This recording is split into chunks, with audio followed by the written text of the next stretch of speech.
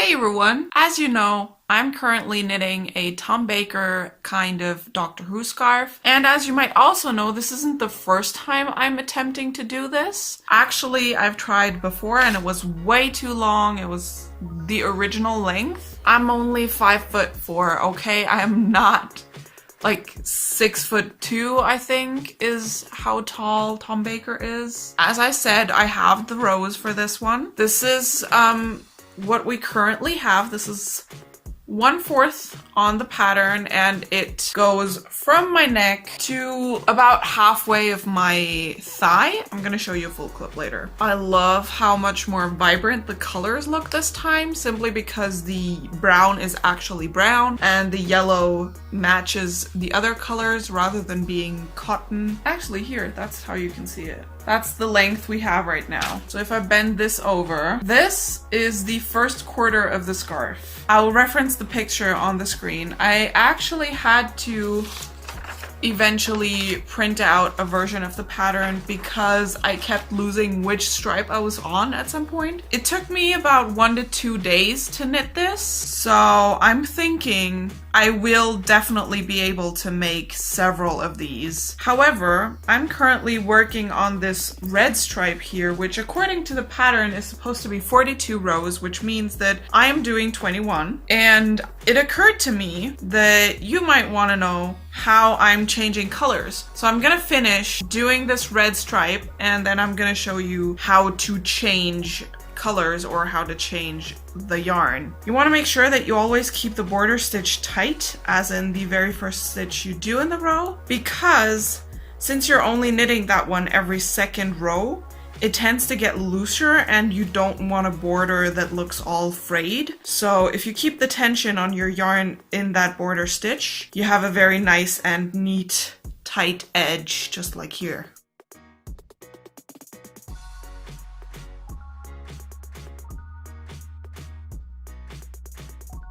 I just finished the last row of my red stripe and I cut off the end of the string, and I'm just going to go ahead and get my purple yarn because that's what the next stripe is. And I'm just going to go ahead and wrap it around my hand as if I were gonna use it to knit, with about this much of a tail to spare, and I will hold it between my middle finger and ring finger like this and hold it to the back of my knitting, and I'll hold it right here with my left middle finger to the back of my knitting, holding it against my thumb, and I'm going in to do the border stitch and knit the first one, purl the second, knit the third, and now at this point I can let go of the loose string and I can just knit my first row. The pattern calls for 8 rows of purple at this point, so we are doing 4. I am going to do this first row and then I'm going to go back another row to show you how to do that, and then I will show you how to sew in the ends on the cream stripe a little below, because that's going to be easier to see on camera. Here we are, the last 4 stitches. We're going to make sure to hold the loose ends, which are right here, between our middle finger and thumb of the left hand again, and do the last couple stitches while holding those ends.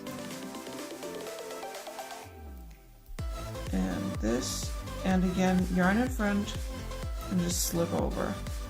So now when you start the third row, you're still gonna have to hold on to that purple one because that's the border stitch right here, which is very loose, obviously. So you're still gonna have to hold on to that. But other than that, you're set up and you're fine like this. Now that I showed you how to change the color right here, I'm going to use this cream stripe to show you how to sew in the end, because the lighter color is going to make it much easier to see. What we're gonna need for this is a darning needle, I believe. It's a needle that has a rather blunt tip, you can't really hurt yourself with it, and a very big eye to be big enough to put yarn through it. And we're gonna get this yarn, this light piece, and put it through there. You can lick it if that makes it easier. We're going to go into this border stitch, behind this stitch, and this stitch, so that we have the full braid of the first knit in front of here.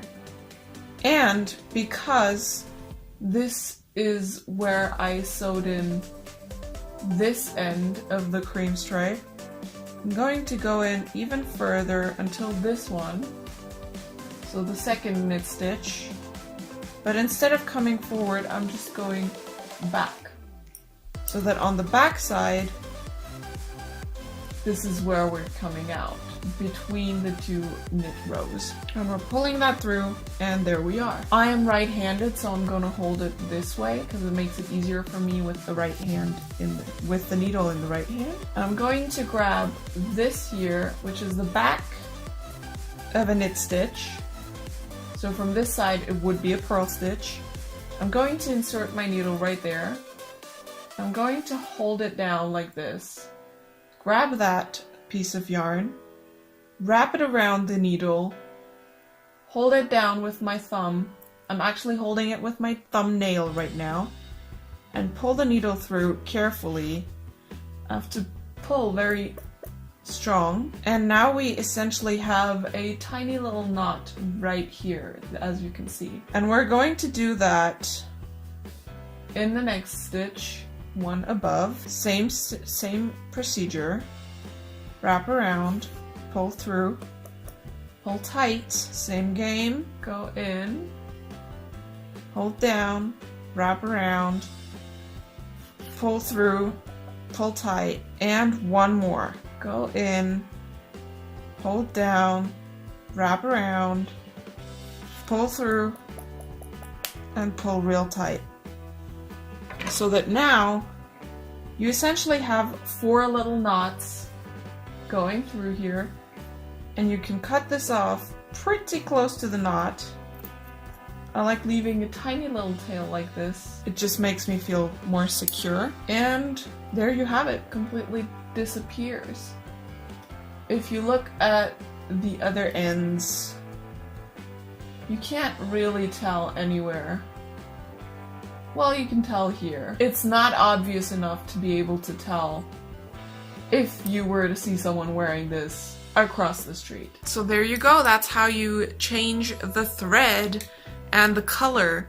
And if you run out of thread in the middle of a row, like I did here, where I had to change the thread, you essentially do the same thing. You just leave 2 long tails like these and sew them in the same way you would at the border that I showed you here. I know it's slightly out of shot right now, but I can't focus. My arm isn't long enough, and I don't have my remote right now. But this is how long it is. This is where we are on the pattern. I'm gonna put it on the screen, don't worry. I expect that it won't take me very long to finish this. So we'll see when I see you again. I might see you again when I put on the tassels. Who knows? No. I hope you enjoyed this. If you did, give it a thumbs up. Tell me all your opinions in the comments and click the links on the screen, obviously. And I will see you again next Wednesday. Bye!